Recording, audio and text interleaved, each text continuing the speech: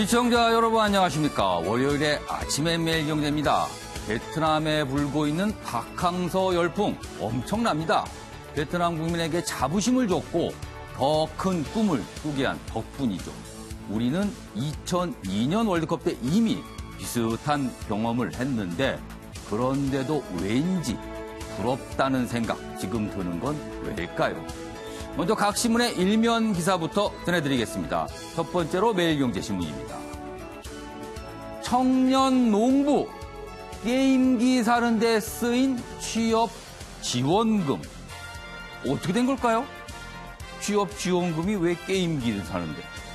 구멍난 일자리 예산이다. 올해 일자리 23조 원 투입됐습니다. 그러나 신규 일자리 한 개당 2억이 들었네요. 하나 만드는데 2억의 돈이 들어갔습니다. 방만한 운영에 세금이 줄줄 샌다. 이런 지적이 나오고 있습니다. 자, 다음은 한겨레 신문으로 갑니다. 선거제 개편 합의한 여야 주말 동안 어렵게 합의했는데 문제는요. 디테일 싸움이 남았답니다. 악마는 디테일에 있다. 흔히 얘기하는데 이게 남아있군요. 구체적인 논의는 정개특위로 공이 넘겨졌고요. 연동형 비례대표제 방식 놓고 제각각 생각입니다. 과연 어떻게 될까? 그리고 의원 정수, 의원 숫자 늘리는 문제 이거 쉽지 않은데 어떻게 풀어갈지 모르겠습니다. 이번엔 한국일보 보겠습니다. 베트남 박항서 감독이 한국의 이미지를 확 바꿨다. 베트남에 불고 있는 박항서 열풍, 동시에 한국 열풍도 불고 있습니다. 스즈키컵 우승으로 베트남 국민 영웅으로 떠올랐는데요. 인자하고 겸손한 모습이 국부 호찌민 이미지와 닮았다. 젊은이들 박 감독의 소프트 리더십에 열광하고 있다. 이런 내용입니다. 자, 마지막으로 중앙일보 보겠습니다. 국민연금 개편안 폭탄 돌리기보다 더 나쁘다. 김상균 전 제도위원장 인터뷰에서 이런 내용 밝혔습니다. 재정 안정 방안은 없고 대책만 내놓은 거 이거 폭탄 돌리기 언제든지 터질 수 있다. 이런 걱정을 내놓았습니다. 자, 지금까지 일면 기사 짚어봤고요. 오늘도 네 분의 패널께서 자제하셨습니다. 한 분씩 소개해드리겠습니다. 먼저 최경선 매일경제 논설위원 나오셨고요. 양문석 공공미디어연구소 이사장, 윤기찬 변호사, 배정호 세한대 교수 자리하셨습니다. 안녕하세요. 안녕하세요.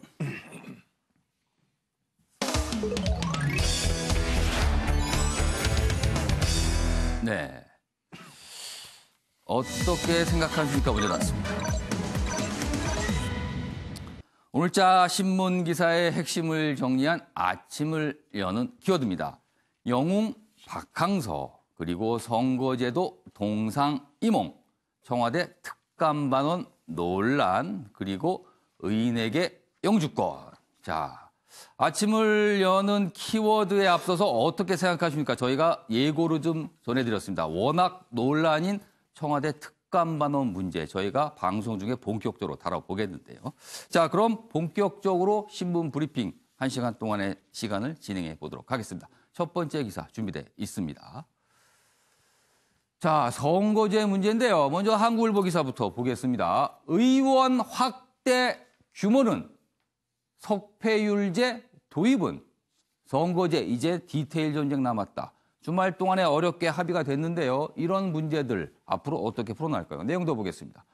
정동영 예산 20%, 그러니까 국회의원들에게 지급되는 돈을 말하는 거죠. 20% 줄이고 의원을 20%를 늘려야 한다. 그럼 지금 300명인데요. 360명이 되는 건가요? 거대 양당은 그러나 자칫 지역구 의석이 줄어들라 여기에만 관심이 있는 것 같아요. 그리고 석패율제 도입하면 지역구 낙선한 후보도 비례대표로 구제 가능한데 이 부분은 소수 정당이 관심이 많으나 거대 정당들은 그다지 관심이 없는 듯한 분위기도 있습니다. 자, 최영선 논설위원님. 주말 동안에 큰 소식 중에 하나였는데 선거제 개편에 일단 여야 5개 정당이 합의를 했습니다. 자, 문제는요. 자세한 내용, 구체적인 내용에 대한 합의 부분 아닙니까? 원칙적 합의만 한 거예요. 잘 될까요? 많은 또 난항이 있겠죠. 저도 일단 예. 5개 정당이 합의를 했다고 그래서 그 예. 합의 소식에 처음에는 놀랐습니다. 예. 그런데 일단 뭐 손학규 대표라든지 이정미 대표 단식 농청 중이니까 그것을 풀기 위해서 일단 쇼를 한 게 아닌가 싶고, 구체적으로 들어가면은 굉장히 합의하기가 힘들 겁니다. 그런데 저는 이제 일단 연동형 비례대표제로 예. 가는 방향에 대해서는 기본적으로 맞다고 예. 봅니다. 그리고 많은 국민들이 국회의원 정수를 늘리는 데 대해서 굉장히 반대 목소리가 높은 건 알고 있지만 예. 저는 개인적으로 솔직히 일정 정도 의원 수를 늘리는 것은 불가피하다 이렇게 봅니다. 뭐냐면은 1948년도에 우리나라의 재헌국회가 예. 처음 등장했을 때 의원 수가 200명이었습니다. 인구 2천만 명일 때 200명의 대표가 있었습니다. 지금 5천만 명의 인구가 있는데 예. 국회의원 숫자가 300명이어서 전 세계적으로 비교해봐도 인구 대비 우리나라의 국회의원 숫자가 굉장히 적은 편입니다. 뭐 무조건 늘리자는 뜻은 아니고 예. 저는 예산을 동결한다든지 보좌관 숫자를 줄인다든지 예. 이런 여러 가지 방법을 통해서 예. 국회의원 숫자는 어느 정도 조정할 필요가 있지 않나 이런 생각을 갖고 있습니다. 양무소 이사장님. 네. 여야 5개 정당의 합의 부분은 국회의원 숫자를 늘리는 문제, 증언 문제에 대해서 10% 이내에 대해서 논의해 본다고 돼 있습니다. 네. 자, 그러나 지금 국회에 대한 국민의 불신 이루 말할 수가 없습니다. 이런 상황에서 국회의원 숫자를 늘리겠다고 합의안을 내밀었을 때 국민들 동의할까요? 자, 이 문제는 예. 정확하게 왜 필요한지에 대한 예. 설명들이 부족합니다. 지금은 어. 국회의원 정은이냐, 예. 유지냐, 예. 그리고 많은 네티즌들 같은 경우에는 국회의원 더 줄여라라고 또 그렇죠. 그런 목소리 많은 있습니다. 댓글들이 올라오고 그러한 예. 댓글들이 인터넷상에서는 상당히 힘을 받고 있거든요. 예. 그러면 왜 줄여야 되는지, 왜 유지해야 되는지, 왜 정은해야 되는지에 대한 구체적인 이유들이 설명이 돼야 되는데, 방금 최 의원 말씀하셨던 것처럼 전국회에 2천만 명에 200명, 예. 지금 5천만 명에 300명은 적지 않냐. 예. 그리고 인구 대비 국회의원 수 한 명이 이 다른 선진국과 비교했을 때 절대적으로 부족하다. 이런 이제 예. 수치에 대한 문제도 있겠지만 예. 그 국회의원이 국회에 와서 무슨 활동을 할 것이고 어떤 일을 할 것이고 예. 어떤 일을 하는 데 있어서 어떤 국회의원, 어떤 전문가들, 어떤 지역 대표가 들어와야 되는지에 대한 구체적인 설명이 들어가면 예. 상당 부분 정언에 대한 논의는 급물살을 탈 가능성이 높다. 그리고 이제 손학규 대표가 단식 시비를 예. 풀면서 정언에 대한 명확한 입장이 있었기 때문에 단식을 풀었다고 이야기를 하는 걸 보면 예. 사실상 여야 5당이 예. 정언에 대한 부분에서는 대체적으로 그리고 논리적으로는 합의한 것 같습니다. 그런데 이 부분에 대해서 또다시 여론의 눈치를 보면서 예. 정언 문제에 주저하면 예. 사실상 이 합의 6개 안은 사실상 힘을 상실할 가능성이 높다. 이렇게 예측을 해봅니다. 지금 두 분께 증언 문제에 관한 내용을 제가 질문 드렸는데 네. 일단 필요성은 있다. 그러나 설득 과정은 꽤 많이 필요하다는 부분 말씀하셨어요. 자, 이번엔 관련 기사 하나 더 보도록 하겠습니다. 서울신문 기사가 준비되어 있습니다. 여야 선거제 개혁 합의 하루 만에 딴소리. 늘 예상됐었는데 또 딴소리가 나오나 봅니다. 어떤 딴소리인지 보겠습니다. 여기 내용이 있습니다. 원래 합의문엔요. 연동형 비례대표제 도입을 좀 논의하자. 근데 내용상을 보면 굉장히 적극적으로 하자는 뜻이었고요. 1월에 합의안을 처리하자는 내용이었습니다. 그런데 한국당 연동형 도입 뜻 아니다. 선긋기. 그리고 내년 1월 선거제도 공방 2라운드 재연 우려된다. 과연 1월 달에 이게 통과될 수 있을까? 이 부분 의문이다. 이렇게 돼 있군요. 자, 윤기찬 변호사. 이 합의문이 나온 지 얼마 안 됐는데 서로 다른 주장 같아요. 심상정 제도개혁위원장, 정개특위 위원장과 한국당 입장이 약간 갈리고 있습니다. 어제 하루 동안. 내심을 갖고 이런 합의를 했는지는 그건 고려 대상은 아니고요. 실제 합의 발표문이나 경위 등을 보면 연동형 비례대표제를 포함해서 선거제도를 논의하자라는 어떤 그런 합의였고요. 그래서 반드시 연동형을 도입한다는 취지는 아니었던 걸로 보이고 그렇게 되면 합의하자라는 거는 연동형을 논의하지만 연동형이 아닐 수도 있다. 그렇죠. 왜냐하면 이게 정개특위를 연장해서 하자라는 게 가장 큰 거였고 이제 만료가 되니까 그래서 거기에 연동형 비례대표제를 포함해서 하자라는 그런 취지였고 왜냐하면 이게 국민적 합의도 아직 되지도 않았거든요. 연동형 이 비례대표제라고 우리가 갑자기 튀어나왔는데 지금 합의문이 화면에 나오고 있는데요. 연동형 비례대표제 도입을 위한 구체적인 방안을 검토하자. 근데 이 부분 갖고 이제 해석이 달라지고 있습니다. 그러니까 연동형 비례대표제의 경우도 상당히 종류가 많아요. 예를 들면 비례대표 의원을 어느 정도 확대할 것인가. 그리고 비례대표 의원이라는 게 사실은 전문성 강화를 목적으로 도입된 제도인데 이것을 마치 정당의 지지 기반의 어떤 이해관계를 반영시키기 위한 의원 정수 확대로 또 논의가 된단 말이죠. 이 제도에 대한 기본적인 취지 다 달라요. 이해하는 것이. 그리고 정당 명부로 할 것인가도 또 생각해 봐야 됩니다. 뭐냐면 비례대표 의원은 현재처럼 정당이 정하는 거죠. 근데 그게 아니고 유권자가 비례대표 의원 개인한테 투표할 수 있는 이런 제도를 도입하는 것이냐. 그러니까 사실 열려있는 경우에서는 굉장히 많기 때문에 반드시 지금 일반적으로 논의되고 있는 야3당에서 논의하고 있는 연동형 비례대표제의 의미로 합의한 건 절대 아니다. 이런 취지는 분명합니다. 알겠습니다.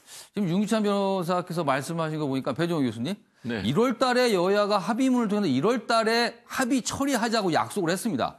근데요. 지금 분위기 봐서 그 약속 지금 채 2달도 안 남았거든요. 이거 될까요? 합의가?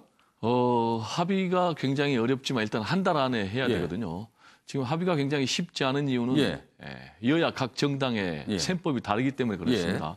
일단 바른미래당 그리고 민주평화당, 정의당, 군소정당은 100% 연동형 비례대표제를 도입을 해야 된다. 100%라면 어떤 의미입니까? 100%라 하면은 정당 득표율 그대로 의석이 배분되는 그런 제도를 얘기하고 근데 여기에 대해서 민주당은 좀 소극적이었는데 여론에 등 떠밀려 가지고 권역별 연동형 비례대표제를 도입하자는 그런 주장이에요. 권역별 연동형 비례대표제는 이제 6개 권역으로 나누니까 100%는 아니지만 전국을 6개로 쪼개서 그 안에서만 연동형을 한다라는 그렇습니다. 거네요. 그러니까 이제 상당히 비례성은 강화되지만 100% 강화되는 건 아니고 지금 그렇지만 또 한국당은 굉장히 소극적 내지는 또 부정적이에요. 그래서 앞으로 한 달 안에 어떤 결론을 끌어낼 것인가는 굉장히 회의적인데 어차피 결론은 3가지 중에 하나가 나와야 돼요. 하나는 100% 연동형 비례대표제 하는 방법, 또 하나는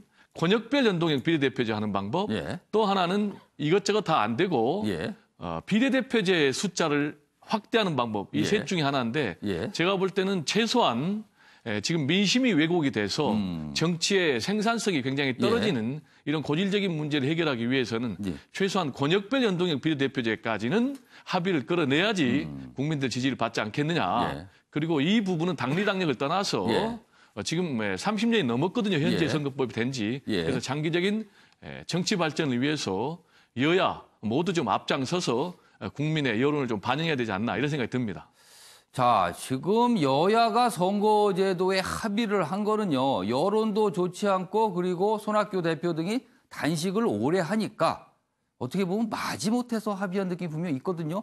분명히 지금 제도 그대로 두는 게 거대 정당들은 유리하고 지금 제도를 연동형이든 어쩌든 바꿔야 유리해지는 게 3당의 입장이라서 이게 합의가 쉽지 않습니다. 아무튼 지켜보도록 하고요.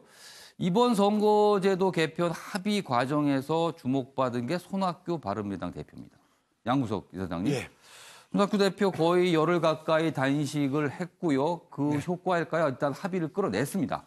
자, 손학규 대표의 존재감이 이번에 부각됐다고 볼까요? 아니면 뭐 다른 또 의미가 있을까요? 뭐 한 2가지 의미가 있다고 보는데 어쨌든 이번 단식 과정에서 초대형 이슈가 터지지 않았다. 이제 이 부분에 대해서 이른바 손학규 징크스. 손학규 징크스가 등장하지 않았다라는 부분이 이제 하나의 의미고요. 징크스를 깼네요, 그럼. 그 징크스를 깨므로써 손학규 대표가 고스란히 오롯이 스포트라이트를 받으면서 이 의제를 지난 열흘 동안 계속 전국의 중심에 갖다 놓고 태풍의 눈으로 만들어냈다라는 부분은 손학규 대표의 존재감을 확연히 보여주는 그 상황이었다. 그리고 손학규 대표의 단식 투쟁, 그다음에 이정미 대표의 단식 투쟁이 사실상 문재인 대통령을 움직였다고 볼 수도 있거든요. 사실 지난 14일 날 문희상 국회의장과 문재인 대통령이 만났다는 이야기가 어제 이제 청와대 발로 이야기가 나오지 않았습니까? 그리고 문재인 대통령이 주황선관위 안을 예. 기본으로 그렇죠. 해서 논의를 한다라면 예. 적극적으로 지지 지원하겠다라는 이야기를 이제 끌어내면서 사실상 이 합의문이 성사가 됐는데요. 어쨌든 손학규 대표, 이정미 대표 소수 야당 군소 정당이라고 표현을 하겠지만 예. 이 두 대표가 오롯이 전국의 중심이고 핵으로 등장한 의미 있는 정치 투쟁으로 그리고 성과 있는 정치 투쟁으로 마무리했다라는 측면에 있어서는 예. 소수 야당의 존재감을 확연히 보여줬다고 평가할 수 있겠습니다. 손학규 징크스를 깼다는 최소한 그 징크스가 사라졌다는 측면에서 존재감은 확실히 이번에 있었다. 이런 분석이 되겠네요. 자, 이번에는요. 앞서 잠시 예고해드렸던 어떻게 생각하십니까? 순서를 진행해 보겠습니다. 한 가지 이슈에 대한 패널분들의 깊은 판단을 들어보겠습니다. 보시죠.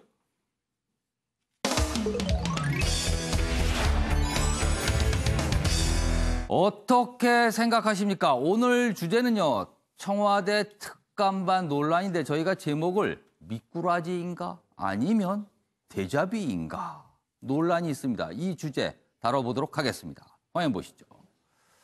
한겨레 신문인데요. 제목이 이렇게 돼 있군요. 전 특감 반원의 물귀신 작전인가 아니면 우윤근 전 대사 검증 때 부실이 문제였던가 한겨레 이렇게 돼 있습니다.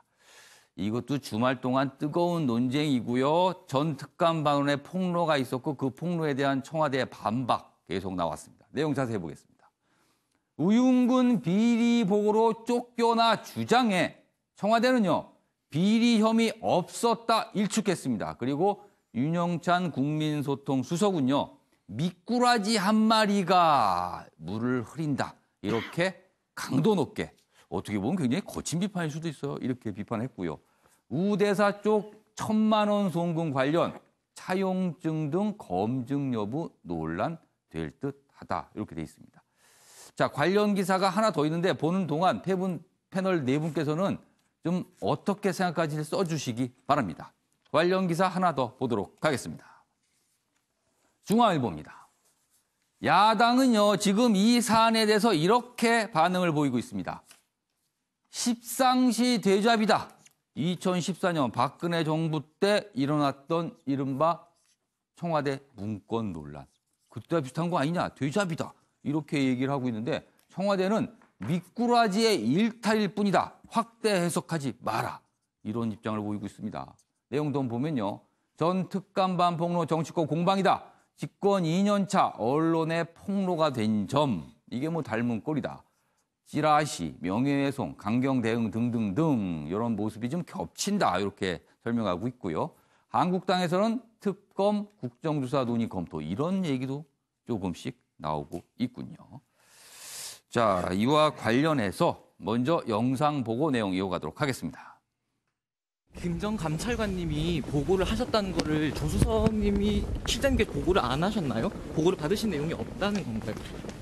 요 문제 제가 다시 얘기할 기회가 있을 겁니다. 오윤근 대사 아마 본인이 여기에 대해서 대응을 하시리라고 저는 생각하고 있고요. 그 관련 내용을 제가 물론 보고받은 바 없고 그 내용을 아마 우리 민정수석실하고 대변인실에서 충분히 얘기한 것으로 알고 있고요. 본인이 비위가 있는 것을 감추고 오히려 사건들을 부풀리고 왜곡하고 해서 이렇게 다른 사람의 명예를 가볍게 생각하는 것에 대해서 저는 굉장히 유감이고 거기에 대해서는 좀 논의를 해보겠습니다. 따로 법적 조치까지 그건 뭐 생각하고 있어요. 고민을 해보겠습니다. 시장님께서 사실로 판단해서 대책을 마련해야겠다라고 전해들었거든요. 네, 그제 임종석 비서실장이 국회를 방문했을 당시 기자들의 질문에 답변한 모습까지 보셨습니다. 자, 그럼 어떻게 생각하십니까? 최경선 위원부터 좀 들어보겠습니다. 저는 일단 오리무중이라고 적었는데 이 진흙탕 싸움처럼 바뀌면서 이 지금 사안의 본질을 실체를 국민들이 알 수가 없다는 측면에서 오리무중이고 일단은 그래서 빨리 알 수 없기 때문에 빨리 실체를 좀 더 소상하게 밝혀라 이런 이제 주장을 할 수밖에 없는데 기본적으로 이 사건이 처음 그 알려지게 된 계기. 예. 그러니까 그 문제의 그 특감반원이 자기 지인의 어떤 그 수사 상황을 알려달라고 경찰에 경찰을 그때 물어본 거죠. 이것이 이제 청와대가 처음 말한 이 사건이 밝혀지게 된 발단인데, 근데 해당 또 특감반원이 말하는 그 내용은 다르거든요. 자기는 그거에 대해서 물어본 게 지금 청와대가 설명한 거하고는 다른 거다. 내가 물어본 것은 그거하고 다르다. 청와대 이제 특감 위에 사람한테 허락을 받고 물어본 거다. 그러니까 전혀 문제될 것이 없는 조회였다. 이렇게 얘기를 하고 있기 때문에 여기에 대한 실체부터가 다르고 그리고 우윤근 대사와 둘러싼 그러니까 1,000만 원을 왜 줬는지 왜 차용증을 쓰고 다시 또 이쪽으로 넘겼는지 이런 데에 대해서도 지금 실체가 국민들이 뉴스만 봐서는 알 수 없는 상황입니다. 그래서 저는 이 오리무중이라고 적은 것이 기본적으로 이 싸움이 진흙탕 싸움이 되면서 청와대가 이 부분에 대해서 그 해명하는 과정에서 오히려 뭐 미꾸라지 발언 운운하면서 스스로 품위를 잃은 그래서 점점 더 진흙탕 싸움으로 되고 있는데 빨리 실체를 밝히는 게 중요하다. 이 뜻에서 이렇게 주장하고 싶습니다. 배지호 교수님, 어제 나온 청와대 반응이 좀 보기에 따라 좀 약간 거친 느낌도 좀 있습니다.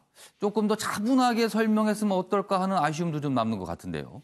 이제 청와대 입장에서는 계속 음모론으로 이 문제가 확산되니까 그런 반응을 보이는 것 같은데 음모론이 이제 왜 나오냐면은 투명하지 않을 때 어두운 곳에서 처리된 것 같을 때 음모론이 굉장히 성행할 수밖에 없습니다. 뭔가 모르는 것이 있을 것 같다. 어딘가에. 그런데 이제 과연 청와대가 이 문제를 처리할 때 지금까지 100% 투명하게 공개를 했느냐라는 것과 관련해서는 좀 뭔가 미진한 부분이 있기 때문에 계속해서 이른바 음모론이 좀 확산되는 것 같은데 지금 우윤근 러시아 대사 문제가 이전에 지난주에 완전히 문제가 됐었던 청와대 특별감찰 반원 비위 문제 그리고 또 저는 원대 복귀시킨 문제 이 문제하고 연결된 그런 맥락이거든요. 근데 국민들은 이제 이런 것도 잘 맥락이 이해가 되지 않을 텐데 지금 이것과 관련해서 또 일부 보수 언론에서는 지난 박근혜 전 대통령 시절에 닮은 꼴이다.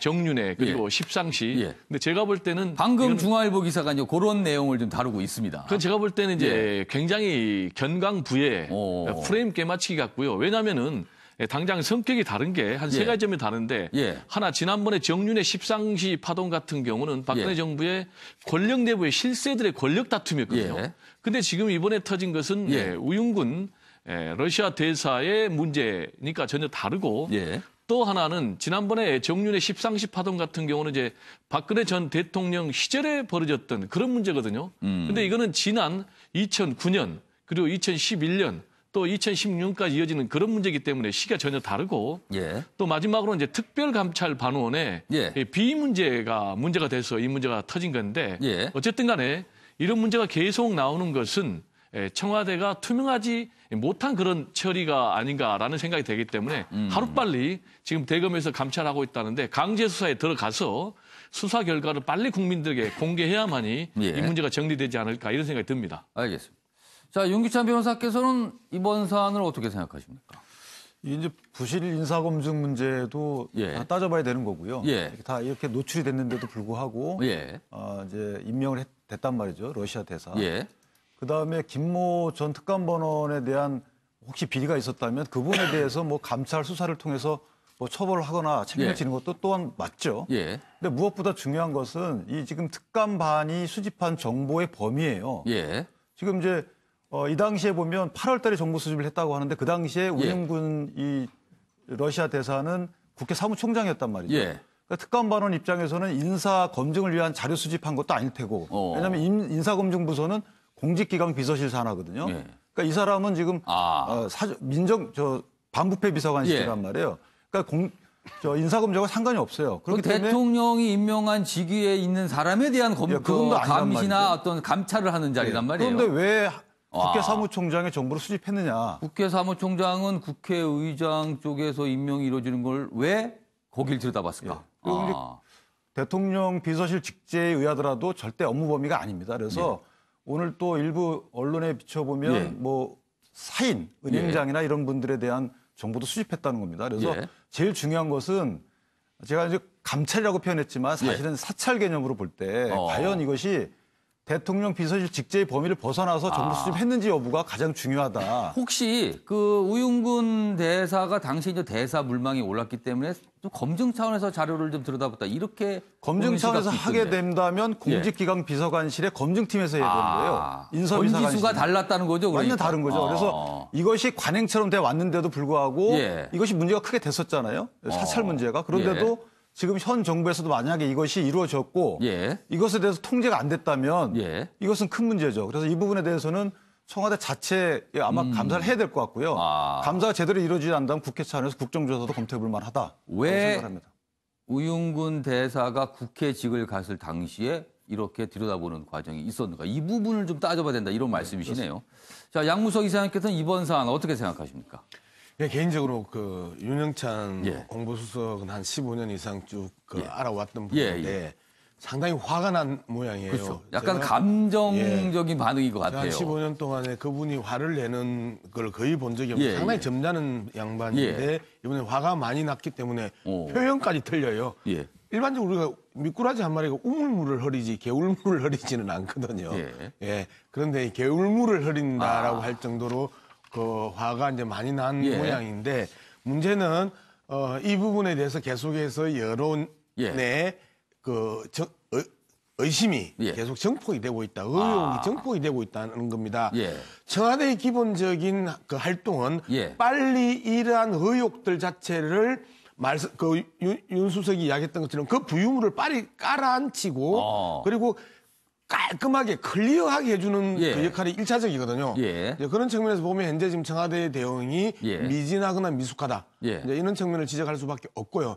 두 번째, 좀 더 철저하고 구체적으로 홍보라인에서 이해하고 그리고 앞뒤 정황을 정확하게 정리해서 의혹이 한 점 남지 않게 브리핑하는 게 현재 1차적이지 이 부분에서 정무적 판단으로 미꾸라지 운운하는 거는 현실적으로 상당 부분 그 정서적 괴리가 있다라는 측면이 하나고요. 마지막으로 중앙일보의 저는 악의적인 편집이라고 저는 봅니다. 앞서도 그 이 말씀을 하셨던 것처럼 현재 그 유사성은 이 딱 두 가지밖에 없거든요. 집권 2년 차. 그다음에 언론에 폭로하는 방식. 요 두 가지밖에 없는데 집권 2년 차와 언론의 폭로가 닮은 꼴이다라고 이야기하면서 이 두 사건을 그 함께 유사하게 다루는 행태는 상당히 악의적인 편집이고 악의적인 공격이라고 저는 밖에 볼 수가 없습니다. 이상입니다.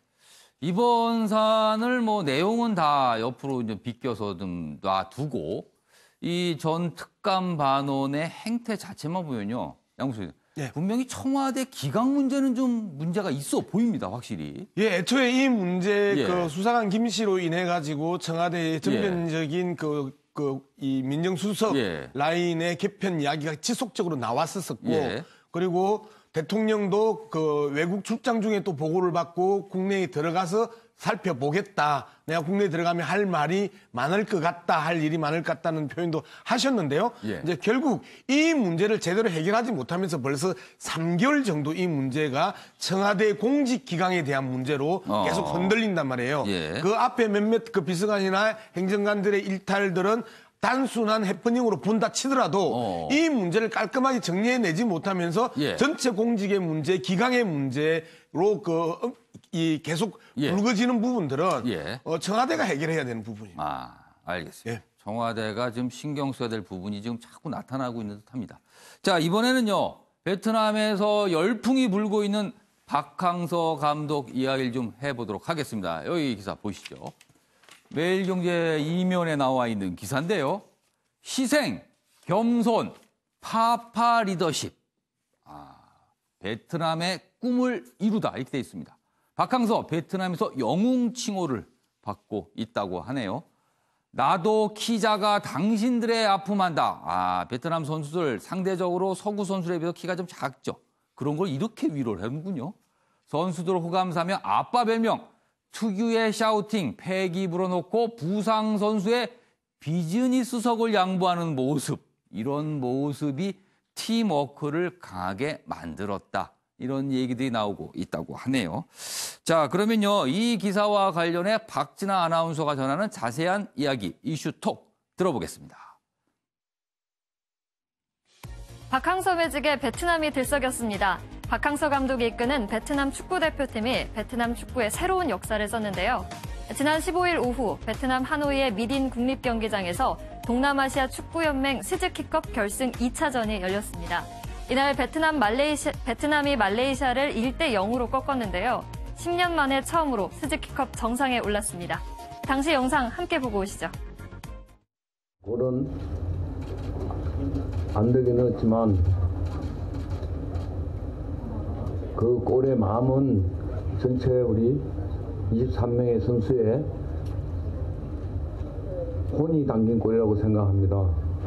선수들과 같이 생활할 때가 가장 즐겁고 또 오늘 같은 이런 제 지도자 생활 중에 가장 행복한 날이라고 생각합니다. Em cảm thấy rất là tự hào về đội tuyển của Việt Nam ạ.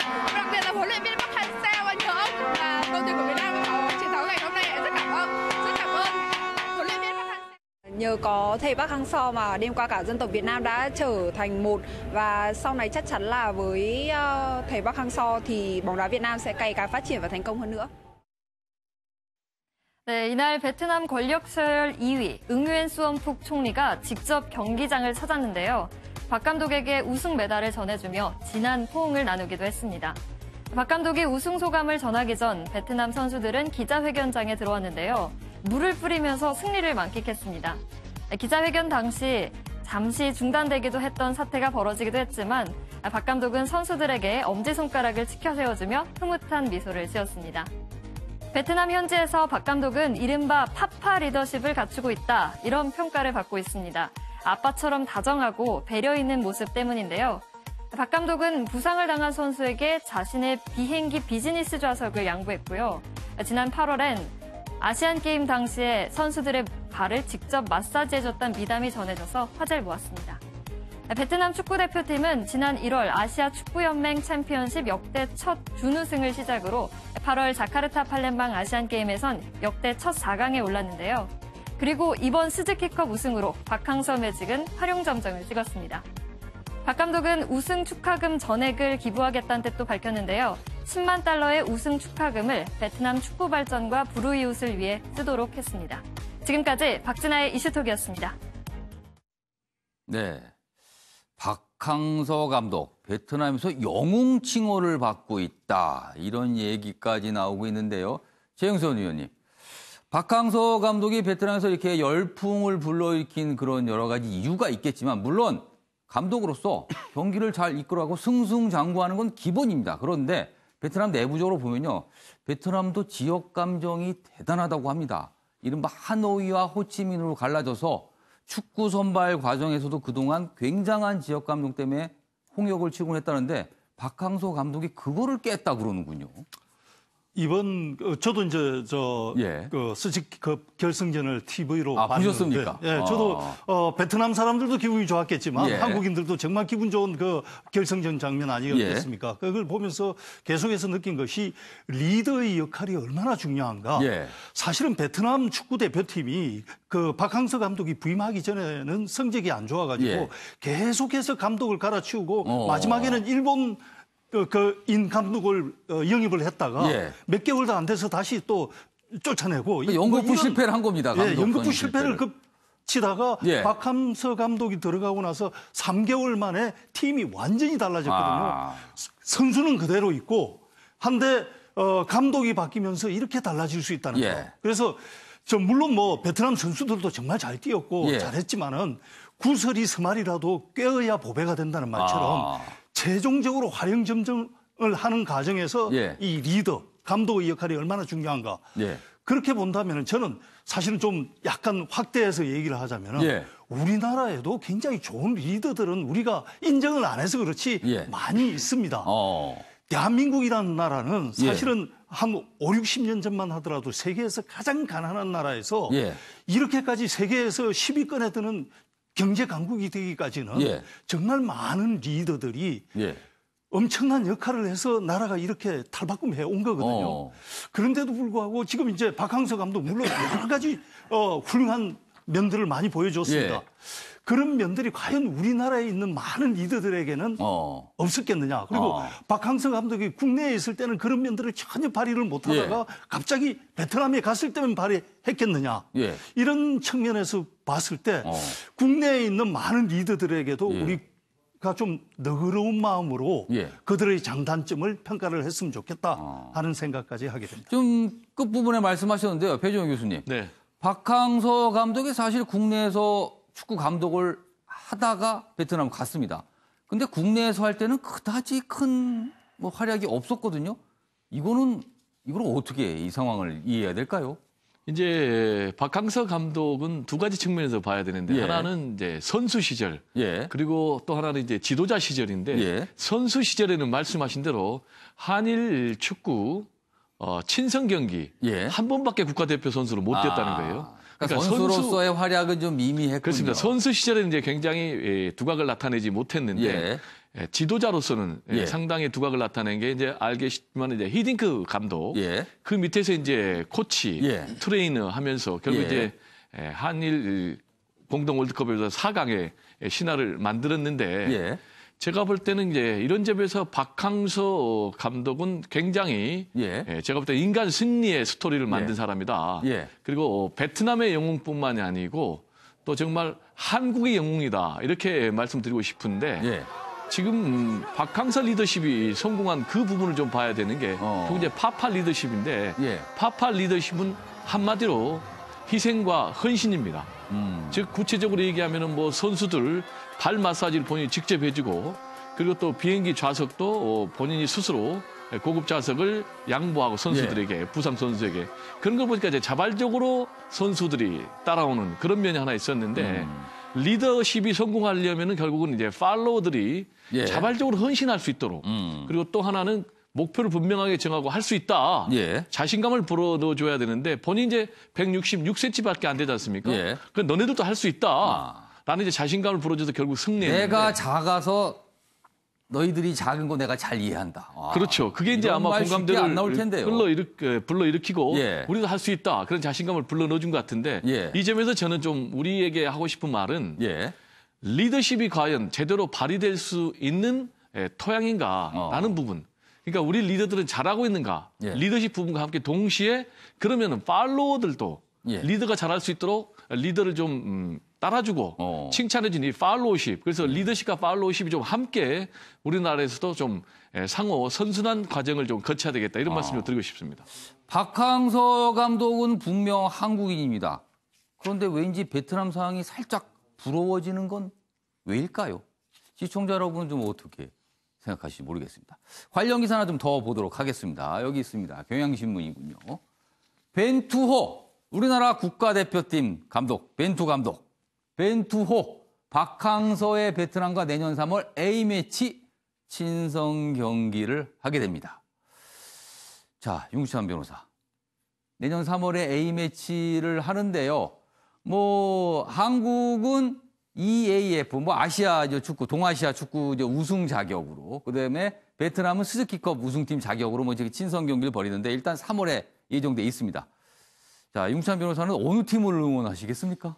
그러게요. 이게 지금 묘하게 또 베트남 팀의 감독은 또 우리 국적을 갖고 있는 박항서 감독이고요. 우리 팀의 감독은 또 외국 국적의 감독이 또 지휘봉을 잡고 있어요. 그래서 어쨌든 국가대표를 응원하겠지만 이게 이제 A매치이기 때문에 실제 베트남은 지금 무패 행진을 이어가고 있어요. 거의 신기록 가깝다고 그렇습니다. 하는데 따라서 베트남도 굉장히 이기려고 나올 것이고 지금 상승세를 타고 있는 거 분명합니다. 우리 입장에서도 아마 베트남과 역대전적 면에서 보면 당연히 월등하기 때문에 이길 거라고 그런 자세로 게임에 임할 텐데 제 생각엔 저희가 이기겠지만 한편 생각해보면 베트남은 예전에 70년대에 보면 저희가 이기겠지만 한데 너무 단정하시는 거 아닙니까? 쉽게? 이겨야 되겠죠. 베트남은 예전에 70년대, 80년대 초반에 보면 강팀이었어요. 근데 지금 어쩌다가 이제 추락을 했다가 아마 잠재 능력을 끌어내주는 박항서 감독의 리더십 때문에 원래 본 실력을 찾아가는 것 같고요. 따라서 우리도 열심히 해야 이길 수 있는 그런 게임으로 예상이 됩니다. 아무튼 박항서 감독 열풍, 한국 이미지를 베트남에서 높이는데 아주 어떤 외교관보다 이만한 외교관이 과연 어디 있을까 싶을 정도로 높이고 있는 것 같습니다. 자, 이번에는요. 자유한국당 이야기로 넘어가 보겠습니다. 이른바 인적 쇄신. 어떤 언론에서는 살생부라고 또 표현을 하더군요. 그 내용 다뤄보도록 하겠습니다. 여기 기사 보시죠. 경향신문입니다. 한국당 현역 21명 인적 쇄신 하겠다지만 주말 동안 21명의 명단도 발표했죠. 이분들은 당협위원장 될 수 없다고. 그런데요. 영남 쇄신폭 적고 물갈이 효과 미지수다. 이렇게 제목을 달고 있습니다. 불출마자 대거 포함되어 있다. 이미 총선 출마 안 한 사람들이 21명 명단에 잔뜩 들어있어서 부풀리기다. 그리고 새로 당대표가 뽑히면 그나마 이것도 없었던 일이 될 수 있다. 이렇게 지적을 하는 기사군요. 자, 그럼 여기서요. 관련 내용 영상으로 보고 이어가도록 하겠습니다. 지금 당협위원장도 하는데 왜 내 이름을 넣어가지고 잘랐다고 하냐. 이런 말씀을 혹시 하실 것 같아서 대단히 서운하시겠지만 앞으로 공모에 응하셔도 이분들은 안 된다. 그 말씀이에요. 그분들이 누구냐면 평택시갑 원유철, 용인시갑 이우현, 경산시 최경환, 부산 중구 영도구 김무성, 그다음에 당협위원장을 직전까지 총사퇴 전까지 맡고 계시다가 이번에 이제 다시 당협위원장직을 못 맡게 되신 분들입니다. 양천구 을 김용태, 강남구 갑 이종구, 강남구 병 이은재, 그다음 의정부시 을 홍문종, 강릉시 권성동 21분이죠. 조강특위 위원장으로서 그 책무를 다해온 김용태 사무총장의 경우는 이분만 말씀드릴게요. 이분이 가장 먼저 선도 탈당을 했거든요. 그래서 당의 분열의 뭐 그 이전에 이미 뭐 당은 사실은 총선 때 이미 그렇게 됐지만 어쨌든 당이 분당되는데 단초를 제공했다. 네, 양무석 이사장님. 네. 자, 자유한국당의 인적 쇄신 명단 발표. 네. 이른바 뭐 여러 가지 평가가 있지만 과연 살생부인가 아니면 부풀리기 명단에 불구한가? 어떻게 보십니까? 저는 이제 후자에 가깝다고 생각합니다. 부풀리기 한 것뿐이다. 예. 그 말씀들 많이 이제 지적했던 것처럼 불출마 선언을 21명의 현역위원 중에 불출마 선언을 이미 하셨던 분들이 6명. 예. 그다음에 1심에서 유죄 판결을 받은 분이 5명. 예. 그다음에 지금 2심이나 수사 중인 그 의원이 또 그 4명. 그럼 21명 중에 15명은 현실적으로 누가 봐도 이 당협위원장을 유지하기 어려운 사람들. 어차피 좀 어렵다. 예. 그럼 이제 총 6명이 이제 사실상 물갈이에 이 폭탄을 맞았거나 저격을 당했다. 안 그러면 스스로 이 감당했다고 이제 볼 수 있는데요. 21명의 물갈이라고 했었을 때 많은 분들이 깜짝 놀랐는데 사실상 불출마 선언했거나 그 유죄 판결을 받았거나 재판 준행. 그러니까 이분 빼고 저분 빼고 다 빼보니 6명밖에 안 남더라는 거죠. 그런 측면에서 현역 물갈이는 사실상 지나치게 부풀리기가 됐다. 하지만 당협위원장 원외 당협위원장이 79명이 이 1명을 포함한 79명이 대폭 물갈이가 됐거든요. 이런 측면에 있어서는 이번 그 비대위의 인적 쇄신에 대한 부분들은 상당 부분 또 평가받을 만한 그 지점이 있다라는 것. 그래서 일반적인 좋음이 아니고 현재 부풀려졌던 것과 함께 의지를 갖고 원외 당협위원장의 대폭 물갈이는 상당 부분 우리가 평가해줘야 되는 거 아니냐 이런 생각을 해봅니다. 지금 뭐 양무석 이사님께서 이제 두 가지의 측면이 보인다라고 이제 분석을 해줬어요. 이런 상황에서 생각과 달리 친박 진영, 이른바 친박 의원들이라고 불리는 의원들 진영에서는 별다른 반발이 안 보입니다. 그래서 이게 어떻게 된 일일까 궁금해하는데요. 그 내용을 다룬 기사가 있습니다. 여기 보시죠. 한국당 현역 21명 탈락에도 잠잠. 물론 일부 의원들은 반발하고 있습니다. 전체적인 분위기는 그래도 좀 조용한 편이다 이렇게 볼 수가 있습니다. 그런데 이유가 뭘까요? 저기 있나 봅니다. 총선 출마 열려 있었다. 총선 출마. 현역 국회의원 입장에서는요. 당협위원장 자리보다는 총선에만 나갈 수 있으면 뭐가 문제냐. 이런 분위기가 있다 그러네요. 이쪽 내용 좀 자세히 보죠. 잔류파 12, 복당파 9, 큰 차이가 없고 김무성 등 6명은 이미 불출마 선언. 아까 방금 소개했던 내용이군요. 공천 배제는 아니어서 구제 기대할 수도 있고요. 원유철, 윤상현 등등등은 당 결정 수용할 것이다. 이런 반응을 보이고 있다 그러네요. 여기에 뭔가 실마리가 있지 않아 싶은데요. 최경선 의원께서는 어떻게 보셨습니까? 일단 정치라는 건 세옹지마라고 해서 정말 그 시시각각으로 바뀌죠. 이번에 저는 그 당협위원장 교체 그 뉴스를 보면서 정확하게 1년 전의 뉴스가 기억이 났습니다. 뭐냐면은 홍준표 대표가 있던 정확하게 1년 전에 작년 12월 달에도 당협위원장 60명, 70명 정도를 교체를 했습니다. 그때 또 물갈이 얘기했었습니다. 물갈이를 했었죠. 그때 이제 서청은 의원 등 이제 4명, 의원 4명이 포함됐는데 그때 누가 발표를 했냐 하면은 당시에 홍문표 사무총장이 발표를 했습니다. 물갈이 발표를. 근데 그분이 이번에 물갈이 대상으로 됐거든요. 그 명단에 들어가 있습니다. 1년 만에. 물갈이를 발표하던 사람이 1년 만에 물갈이 대상이 된 겁니다. 그 정도로 그 정치라는 거는 세옹지마인데 내년 2월 달에 자유한국당의 지도부가 바뀝니다. 앞서 말한 대로 그 다음에 총선이 있는데 공천은 그러면은 내년에 다시 이제 논의가 되는 거거든요. 새 지도부가. 그렇게 된다면 지금 그 당협위원장에 포함이 됐건 안 됐건 간에 내년에 공천 여부는 정말 누구도 모르는 상황인데 여기서 강하게 반발을 했다가 괜히 별것도 아닌 것을 뭐 모난돌처럼 정 맞는 것보다는 은인자중하면서 지켜보는 게 아마 맞겠죠. 이번 인적 쇄신 발표 중에서 약간의 또 의문이 드는 부분이 있습니다. 그 지점이 뭔가 하면 윤san 변호사. 요번에 한국당 조광특위가 인적 쇄신 기준을 발표하면서 여러 가지 기준을 제시했는데 그중 하나가 대선과 지방선거 패배 책임자가 있습니다. 앞서서 탈당과 탄핵 관련 책임자도 대상이다 하면서 선거 패배 책임자도 대상이라고 했습니다. 그러나 발표가 된 21명 중에 보면 딱히 선거 패배 책임자는 안 보입니다. 그래서 일각에서는요.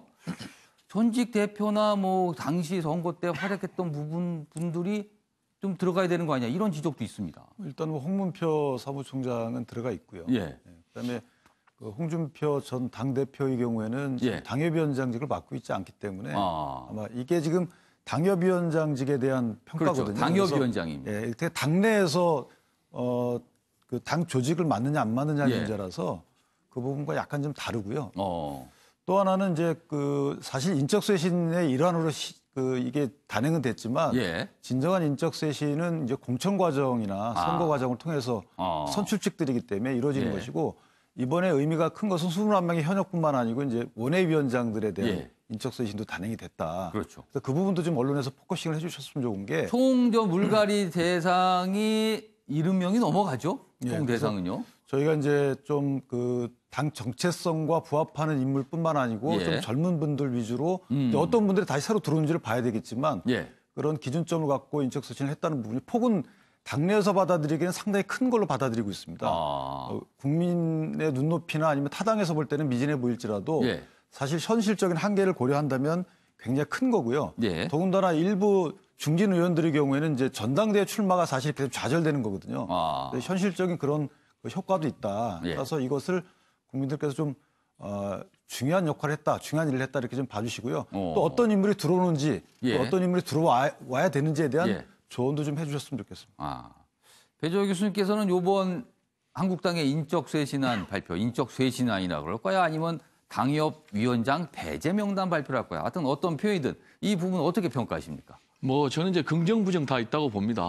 일단 숫자로는 21명이니까 한 18% 정도 되니까 홍준표 체제 때 비하면 상당히 많은 거예요. 홍준표 대표 때는 현역 의원 한 4명 정도밖에 들어가지 않았거든요. 그래서 이번에는 당초 한 10여 명 정도 될 거다 했는데 예. 21명이니까 한 2배 정도 됐으니까 상당히 큰 폭이다. 예. 이 부분은 평가할 만하다. 예. 그렇지만 이제 아까도 말씀하셨지만 실제 들어가 보면은 실제 효과는 한 6명 정도 불과하다라는 이제 그런 평가를 받고 있거든요. 그래서 예. 중요한 것은 여전히 지금 한국당 같은 경우는 친박 비박의 계파 갈등이 존재하고 있습니다. 예. 그래서 이 문제를 어떻게 뛰어넘을 것인가 이게 굉장히 중요하고 과연 지금 한국당이 합리적 보수 예. 새로운 보수로서 국민들의 평가를 받고 있느냐라는 부분과 관련해서는 아직도 부족해요. 그게 무슨 예. 얘기냐면 지금 문재인 대통령 그리고 민주당의 지지율이 계속해서 떨어짐에도 불구하고 예. 그렇게 반사 이익을 못 보거든요. 예. 한 20% 안팎에 머무르고 있는데 이 부분은 현재 남북 문제에 있어서도 여전히 과거에 좀 수구 냉전적인 예. 그런 접근을 하고 있고 그리고 대한민국의 미래 성장 동력에 대해서 예. 확실하게 방향 제시를 하지 못하고 있고 예. 그리고 또 하나는 이제 양극화 이 문제에 대해서도 한국당이 나름대로 대안 제시를 해야 되는데 예. 이런 부분이 좀 부족하니까 예. 대안 정당으로서 그리고 앞으로 정말 정권을 맡겨도 될 만한 그런 수권 정당으로서의 이미지가 좀 약하지 않느냐. 그래서 그런 부분에 대해서 고민하고 처방을 내놓아야 되지 않겠느냐 이런 좀 말씀을 드리고 싶습니다. 예, 용산 변호사. 보태면요. 저희가 그 지역구 의원이 95명인가 그렇거든요. 예. 전체 인원은 112명, 113명이지만 예. 따라서 그 지역 비례의원은 큰 의미가 없는 거기 때문에 예. 지역구 의원 대비해 보면 상당히 큰 폭이고요. 또 하나 이제 수구 뭐 합리적 보수 말씀하셨는데 예. 합리적이라는 단어를 붙이신 분은 사실은 지난번에 책임과 관련된 좀 한 발 떨어져 있다는 표현을 위해서 합리적 보수라는 단어를 쓴 거고 보수는 원래 합리적입니다. 여기서 이제 합리적이고 보수가 수구다라는 표현은 사실은 옛날의 시각을 갖고 보수를 바라보는 그런 관점이고요. 보수도 지금 변하고 있다 이 말씀을 좀 하시고 싶은 거네요. 경제 양극화에 관련된 예. 우리 당의 노력은 이제 소상공인 보호와 관련된 여러 정책들을 예. 좀 추진하고 있지 않습니까? 예. 그러니까 경제 양극화 관련된 것은 경제 민주화 표현이 될 수 있는데 이것은 우리 헌법적 가치예요. 당연히 예. 우리가 추구하는 바고요. 예. 오히려 거꾸로 지금 현 정부가 이 부분과 관련돼서 예. 정책적 실패로 인해서 이 부분이 좀 늘어나고 있는 것이죠. 예. 그래서 네이밍을 할 때 이게 뭐 수구다, 경제 정책이 없다. 예. 저 집권당이 아니기 때문에 예. 정책을 강하게 추진할 만한 힘이 없습니다. 예. 이런 부분으로 그런 프레임을 짜는 것은 옳지 않다라고 생각합니다. 우리가 수구가 아니라 보수임을 좀 인정해달라는 말씀이시네요. 우리가 예. 윤기찬 변호사를 예. 보고 예. 일반적으로 합리적 보수라고 이야기를 해요. 윤기찬 변호사가 합리적 보수의 그런 모습이다. 갑자기 양무서 이사님께서 이렇게 살짝 띄워준 듯한 분위기로 가고 있습니다. 알겠습니다. 자, 이번에는요. 24살의 청년이 목숨을 잃은 태안화력발전소 그 뒷이야기가 계속 나오고 있는데 좀 다뤄보도록 하겠습니다. 여기 보시죠. 동아일보입니다. 또 컵라면. 왠지 컵라면, 젊은이가 컵라면을 먹고 있다. 약간 뭔가 안타깝고 애잔하고 이런 느낌이 좀 듭니다. 반복된 비정규직의 비극 이렇게 돼 있습니다. 내용 보면요. 하청업체 24세, 24살 청년 홀로 작업을 하다가 컨베이어 벨트에 끼어 숨졌죠. 그러나 그 이후에 참 많은 논란과 이야기 나오고 있습니다. 식사 시간 따로 없어 컵라면으로 끼니 구의역 김군 사고와 너무나 닮았다. 인권위원장, 위험의 외주화 막아야 한다. 이런 목숨을 잃을 정도의 위험한 일에는 꼭 비정규직, 외주 노동자가 일을 하고 있었습니다. 거기에. 이게 또 문제가 되는 거군요. 자, 최영선 의원님. 안타까운 일입니다. 일단 사고가 많은 국민들의 분노를 일으키는 것 자체가 예. 사고가 생긴 이 방식이라든지 이런 것들이 정말 이해가 안 되는 거거든요. 방금 어떻게 저런 일이 있을 수 있을까? 이런 겁니다, 지금. 그렇죠. 지금 입사한 지 3개월밖에 안 된 비정규직 이 분이 예. 사고가 일어난 시간이 새벽 1시입니다. 예. 새벽 1시에 혼자서 예. 그 위험한 석탄 나르는 컨베이어 벨트를 점검을 하고 예. 있었다는 거거든요. 예. 그리고 거기 끼었을 때 예. 컨베이어 벨트를 멈출 수 있는 스위치가 있었음에도 있습니다. 불구하고 같이 일하는 사람이 있었으면 당연히 그 스위치를 누군가가 눌러가지고 있었으면 바로 막을 수 있었습니다. 예, 막을 수 있는 사고였는데 예. 같이 일하는 사람이 없었기 때문에 그 사고를 못 막았다는 거거든요. 예. 그래서 저는 거기다가 이 태안 화력발전소 같은 경우에는 예. 사망사고가 지금 한두 건이 아닙니다. 몇 예. 년간에 걸쳐서 예. 13명 정도의 사망사고가 연속해서 벌어졌다고 그러는데 예. 그렇다면 예산을 배정을 할 때 전체 예산의 문제도 있지만은 예. 이 예산을 어떤 우선순위에서 배정을 할 것이냐. 예. 그러면 원청, 하청 간의 예산 배정의 우선순위도 있을 수 있을 예. 것이고 정규직과 비정규직 사이에 예산 배정의 우선순위가 있을 수도 있을 것입니다. 예. 그러니까 물론 전체 예산이 늘어나는 게 중요하겠지만 주어진 예산 내에서도 우선순위를 배정을 할 때 정말 예. 그 어떤 안전 문제에 가장 먼저 배정되게 하는 그런 노력이 있어야 되는데 예. 그런 것이 없었다는 데 대해서 국민들의 아마 공분을 일으키는 것 같습니다. 이번 사고가 더 논란이 되는 건요. 그 사고 발생 전에 안전검사가 있었는데 문제가 없었답니다. 그 내용 좀 보도록 하겠습니다. 여기 기사 있습니다. 중앙일보입니다. 하청 직원 숨진 태안 화력 컨베이어 2달 전에 안전검사 받고 합격됐답니다. 그러나 사람의 목숨이 저렇게 사라졌습니다. 부실 검사가 사고 불러 이런 논란 나오고 있습니다. 양구소 이사장님, 네. 안전검사는 도대체 뭘 하는 겁니까? 그럼 왜 하는 겁니까? 예, 계속해서 지난번 그 KTX 문제부터 시작해가지고 일련의 안전검사 문제가 예. 계속 제기되고 있음에도 불구하고 이런 부분들이 획기적으로 예. 해결이 안 되는 부분들은 아직도 그 오래된 다승과 관료주의가 예.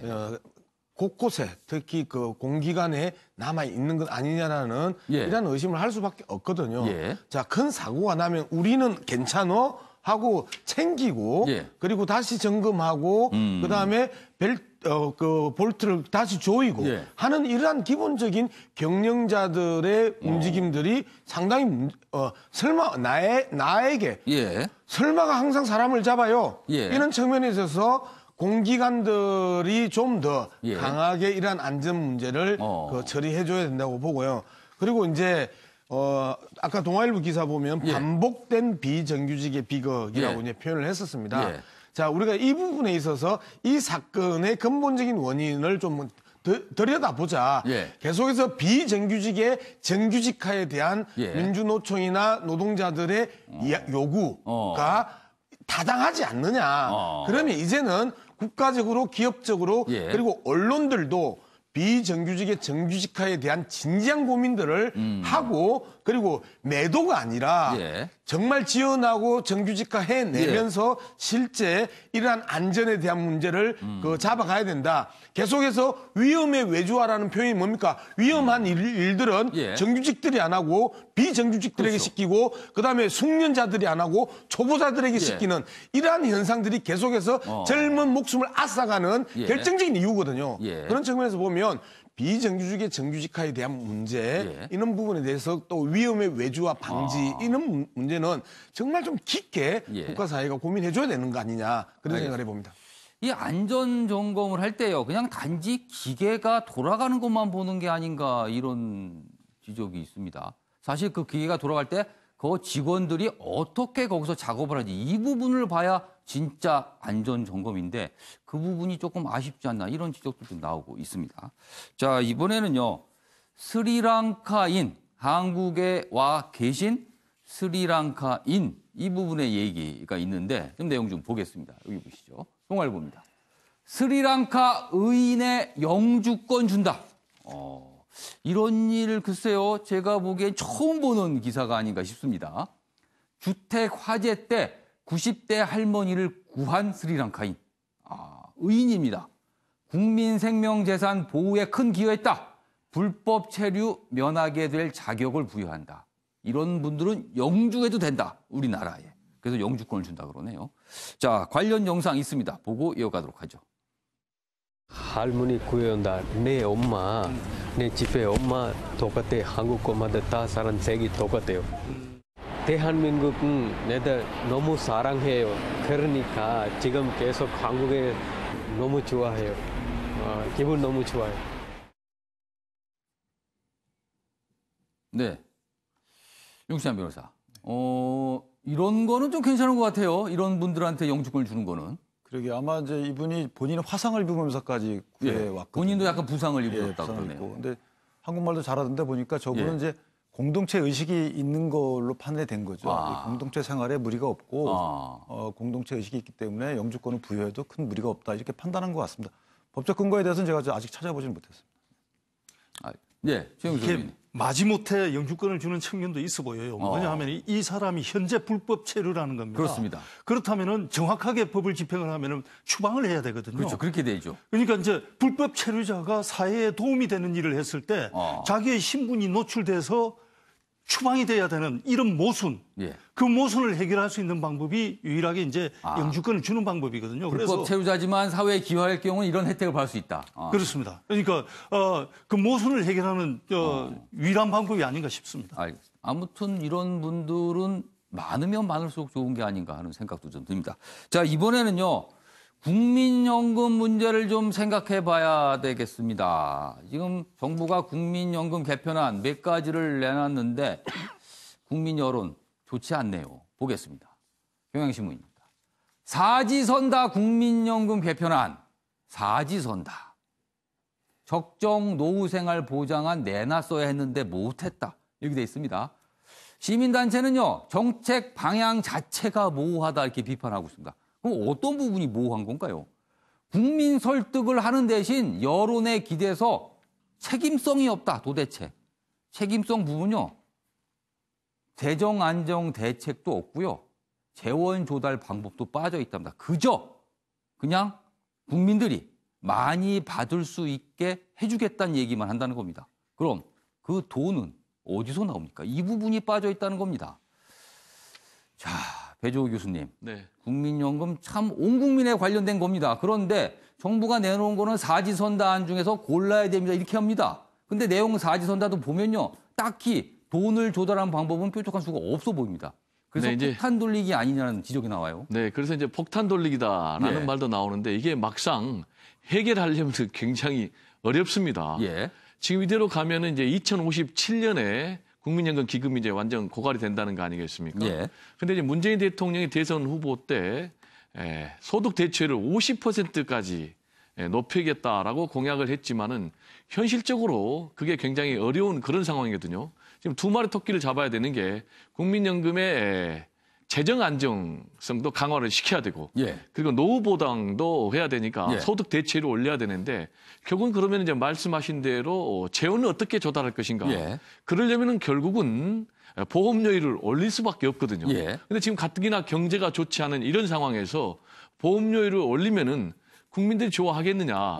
이런 부분 때문에 특히 이제 정부 여당에서 굉장히 소극적인데. 근데 현실적으로는 올려야지만 유지되는 거 아닙니까? 그렇습니다. 그래서 이 문제는 현실적으로 국민들의 이해와 동의를 구하고 제가 볼 땐 정면 돌파할 수밖에 없다. 그래서 보험료율도 올리고 그리고 대출도 올리는 그런 방안으로 갈 수밖에 없는 상황 아닌가 이런 생각이 듭니다. 국민연금 관련해서는 두 가지 측면으로 아주 단순하게 요약을 할 수 있을 것 같습니다. 돈을 더 내는 부분과 나중에 돈을 더 받는 부분인데 정부는요. 더 내는 부분 얘기는 안 합니다. 더 받는 부분 얘기만 하고 있어서 이게 대책이냐 이런 얘기가 나온 건데 관련 기사 하나 더 보겠죠. 중앙일보입니다. 복지부 국민연금 폭탄 국회로 던졌다. 사지선다. 국민은 혼란스럽다. 이렇게 돼 있습니다. 국민연금 4가지 개편안 왜 나왔나 그 얘기를 설명하고 있는데요. 8월 보험료율 인상 2개안 내놨다가 대통령이 질책한 뒤 방향을 바꿨다. 소득 대체율 50% 대선 공약도 부담이다. 여당도 여론의식에 인상한 돈을 더 내야 되는 부분에 대해서는 난색을 표하고 있다. 이렇게 지적을 하고 있군요. 최영선 의원님 어떻게 보십니까 이 사안? 계속해서 정부의 무책임한 꼼수라는 얘기가 나오는 게 바로 이런 겁니다. 원래는 정부가 안을 하나 만들어 가지고 그것을 국회에 통과시켜 주십시오. 그러면 국회에서 수정을 해서 원래가 그런 거죠. 하는 건데 자기 스스로 안을 정하지를 못하고 4가지 안을 만들어 가지고 국회한테 툭 던져버렸습니다. 고르십시오. 왜 그렇게 됐냐 하면은 국민연금이라는 거는 많이 받으려면 많이 내야 되는 겁니다. 그렇죠. 그리고 적게 내고 싶으면 적게 받아야 되는 겁니다. 그게 당연한 거 아닙니까? 좋은 물건은 비싸게 주고 사야 되는 겁니다. 그런데 대통령은 많이 받게 하라고 그러고 예. 그러면 공무원이 많이 받게 하려고 안을 짜니까 많이 내야 되거든요. 예. 근데 많이 내는 걸 국민들에게 통보를 하려고 그러니까 지지율이 떨어지니까 이것을 하나의 안으로 정하지를 못하는 겁니다. 그러면은 정확하게 정부가 가는 방향을 정해야 되는 겁니다. 예. 더 많이 받고 싶으면 더 많이 내야 됩니다. 예. 하고 더 많이 내는 것을 설득을 해야 되는데 예. 그 방안을 정하지를 못하니까 그거에 대해서 책임을 못 지니까 예. 여러 가지 안을 덜 내는 방법도 예. 있습니다. 그거는 적게 받는 겁니다. 해가지고 네 가지 안을 만들어가지고 국회에 뚝 던진 겁니다. 그것은 책임을 지지 않으려는 거. 그리고 스스로 정부가 국민연금 개혁 방향을 잃어버린 겁니다. 양무소 이사님께서는 어떻게 보십니까? 이 부분. 네. 저는 좀 설득해야 되는 거 아닌가 싶기도 한데요. 특히 타이밍의 문제인데요. 선거가 없는 시기라는 타이밍이 내년입니다. 그러면 정말 반드시 필요하다고 하면 이 시점에서 이 부분들을 국민들에게 설득하고 이야기해야죠. 오래간만에 최경선 의원하고 저하고 이번에 요 사안에서 같은 의견이시군요. 같습니다. 국민을 좀 설득해야 되는데 왜 안 하냐. 자, 이번엔요 마지막 기사가 될 것 같군요. 국제 기사 하나 보도록 하겠습니다. 보시죠. 거론 인사들 손 내젓는 백악관 비서실장 멀베이니 대행 체제로 이렇게 됐습니다. 대행 체제로. 근데 이 새 비서실장이요 과거에 트럼프는 결점 많은 끔찍한 인간이다 이렇게 비판을 했는데 시켰답니다. 사람을 못 구해서 그랬다는 얘기가 나와 있어서 참 여러 가지 모습을 보이고 있습니다. 자, 오늘은 추위가 누그러지겠지만 미세먼지 농도가 짙을 것으로 보입니다. 장갑 대신에 마스크를 꼭 챙겨야겠습니다. 낮 최고 기온은 3에서 11도로 예상됩니다.